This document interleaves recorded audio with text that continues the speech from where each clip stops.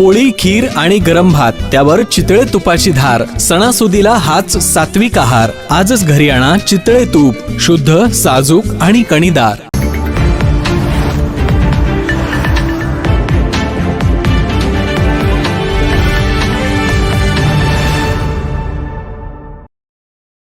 राधानगरी तालुक्यातील ठिकपुर्ली येथील प्रसिद्ध बर्फीमुळे गावाचे महत्त्व राज्यभरात वाढू लागले असून पर्यटनात लक्षणीय वाढ झाली आहे. चव, गुणवत्ता आणि परंपरागत पद्धतीमुळे ठिकपुर्लीची बर्फी सध्या राज्यातील अनेक ठिकाणी चर्चेचा विषय ठरत आहे.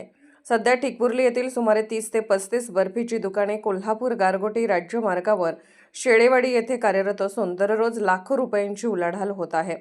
विशेषतः सुट्टीचे दिवस, सण, उत्सव आणि भुदरगड तालुक्यातील आदमापूर येथील श्री क्षेत्र बाळूमामा येथे अमावास्या दिवशी यात्रा पर्यटन हंगामात बर्फी खरेदीसाठी पर्यटकांची मोठी गर्दी होत असल्याचे चित्र दिसून येत आहे. त्यामुळे गावाच्या स्थानिक अर्थकारणाला मोठा हातभार लागत आहे. ठिकपुर्लीची बर्फी ही गावाची ओळख बनत असताना या बर्फीचा स्वतंत्र ब्रँड तयार करून तो देशभर पोहोचवावा अशी मागणी पर्यटक आणि नागरिकातून होत आहे. तसेच बर्फी तयार करणाऱ्या कारागिरांना शासनाच्या माध्यमातून शास्त्रोक्त पद्धतीने प्रशिक्षण देण्यात यावे, जेणेकरून गुणवत्ता टिकून राहून उत्पादन अधिक व्यावसायिक रूपात वाढवता येईल अशी अपेक्षा व्यक्त केली जात आहे. दरम्यान बर्फी खरेदीसाठी वाढलेल्या पर्यटकांच्या गर्दीमुळे गावात वाहतुकीची मोठी कोंडी होत आहे. रस्त्यावर वाहनांची रांग लागून अपघाताचा धोका निर्माण होत असून यावर तातडीने वाहतूक नियंत्रण व्यवस्था उभारण्याची गरज आहे. पार्किंग व्यवस्था, वाहतूक पोलिसांची नेमणूक व दिशादर्शक फलक लावण्याची मागणी स्थानिकांकडून केली जात आहे.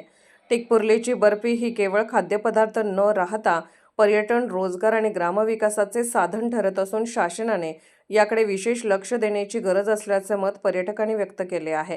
कोल्हापूरहून दर्पण न्यूजसाठी अनिल पाटील.